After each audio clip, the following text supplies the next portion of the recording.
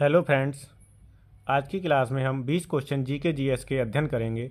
ये जो सीरीज चल रही है वो सभी परीक्षाओं के लिए उपयोगी है। जहाँ पर भी जीके जीएस पूछी जाती है वहाँ के लिए ये इम्पोर्टेंट है और ये वो प्रश्न हैं जो प्रीवियस ईयर में पूछे गए। तो चलिए शुरू करते हैं आज की क्लास का पहला प्रश्न। पहला प्रश्न है, प्रस्तावना में स्वतंत्रता, समानता तथा बंधुत्व के उद्देश्यों को जोड़ने की प्रेरणा मिली किस क्रांति से मिली थी? फ्रांस की क्रांति से, रूस की क्रांति से, या अमेरिका के स्वतंत्रता घोषणा पत्र से, या संयुक्त राष्ट्र संघ के चार्टर से? तो पहले का उत्तर हो जाएगा ए। क्या हो जाएगा फर्स्ट का आंसर? ए हो जाएगा, फ्रांस की क्रांति से।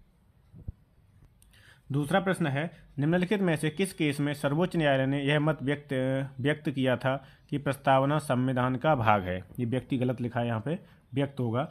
यह मत व्यक्त किया था कि प्रस्तावना संविधान का भाग है। बेरुवाड़ी, गोलकनाथ, केशवानंद भारती या उपरोक्त सभी मामलों में? तो किस में कहा था? केशवानंद भारती में। दो का उत्तर हो जाएगा सी। क्या हो जाएगा? सी। तीसरा प्रश्न है, निम्नलिखित में से किसे संविधान की आत्मा बताया गया है? मौलिक अधिकारों का अध्याय, राज्य के नीति निर्देशक सिद्धांतों का अध्याय, प्रस्तावना या न्यायिक निरीक्षण? तो संविधान की आत्मा किसे कहा गया? प्रस्तावना को। और तीन का उत्तर हो जाएगा सी। क्या हो जाएगा? सी। चौथा प्रश्न है, भारत के देशी रियासतों के विलय में जिन दो व्यक्तियों ने महत्वपूर्ण भूमिका निभाई थी वह कौन थे? सरदार पटेल जवाहरलाल नेहरू, सरदार पटेल बीपी मेनन, सरदार पटेल तथा राजेंद्र प्रसाद, या सरदार पटेल केएम मुंशी? तो चार का उत्तर हो जाएगा सरदार पटेल तथा बीपी मेनन। बी उत्तर बिल्कुल सही है। कौन सा सही है? बी। पांचवा प्रश्न है, नए राज्यों के निर्माण अथवा वर्तमान राज्यों की सीमाएं बदलने की शक्ति किसके पास है? राष्ट्रपति, संसद, चुनाव आयोग या उपयुक्त में से किसी के पास नहीं? तो पाँच का उत्तर हो जाएगा संसद के पास है। ठीक है, किसके पास है? संसद के पास। पाँच का आंसर हो जाएगा बी। राज्यों की सीमाएं बदलने की शक्ति किसके पास है? संसद के पास। छठवां प्रश्न है, राज्यों को भाषा के आधार पर गठित करने हेतु 1948 में गठित प्रथम आयोग का अध्यक्ष कौन था? तो ए ऑप्शन में है जस्टिस बाचू, बी में है जस्टिस एम.सी. महाजन, सी जस्टिस एस.के. धर, या उपयुक्त में से कोई नहीं? तो इसका छठवें का आंसर हो जाएगा सी, जस्टिस एस.के. धर।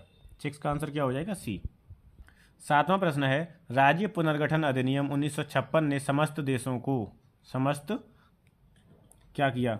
समस्त देश में 22 राज्यों तथा 9 संघीय क्षेत्रों में विभक्त किया।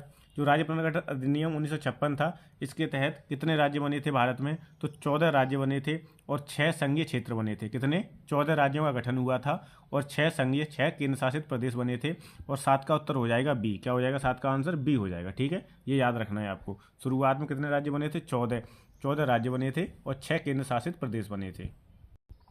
आठवां प्रश्न है, संगम युग में चोलों की प्रारंभिक राजधानी थी? कौन सी राजधानी थी? उरैयूर, पुहार, शासकों को, व्यापारियों?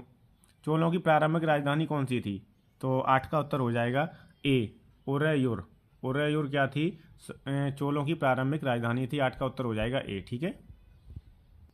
चोलों द्वारा क्षत्रिय शिखामणि की उपाधि दी जाती थी? चोलों द्वारा जो ये उपाधि है क्षत्रिय शिखामणि की, वो किसे दी जाती थी?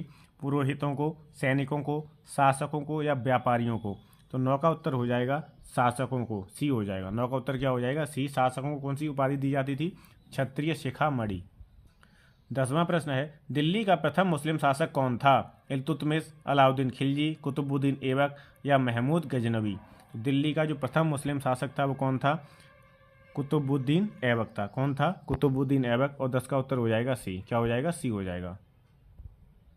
11वां प्रश्न है, निम्न में से कौन कोयला खान नहीं है? कोरबा, कुद्रेमुख, सिंगरौनी, या तालचेर? तो 11 का उत्तर क्या हो जाएगा?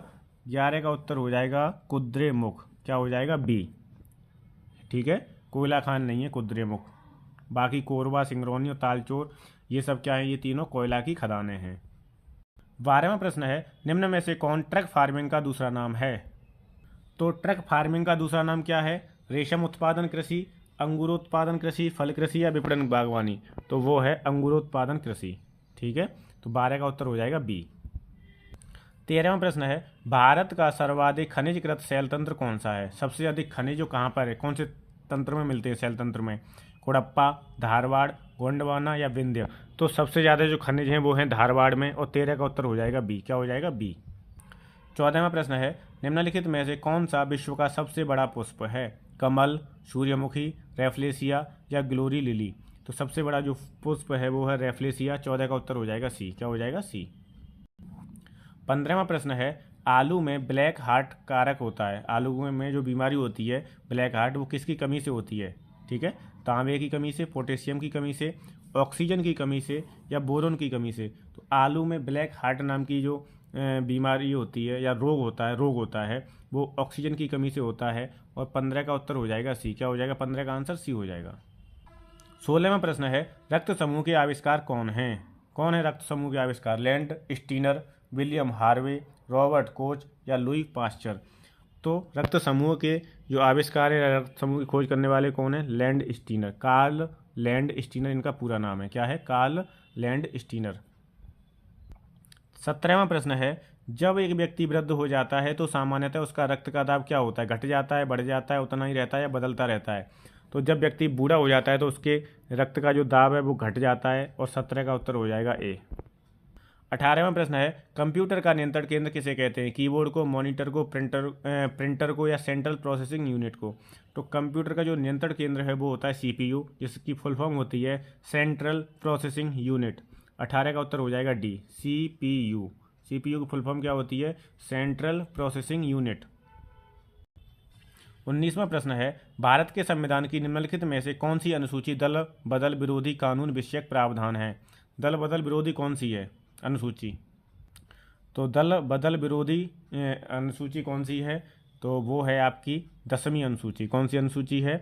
10वीं अनुसूची है। ठीक है, तो इसका उत्तर हो जाएगा 19 का डी हो जाएगा। ठीक, अगर पूछा जाए कि जब संविधान बना था तो मूल रूप से कितनी अनुसूचियाँ थीं? तो मूल रूप से 8 अनुसूची थी। कितनी अनुसूची थी? 8 अनुसूची थी।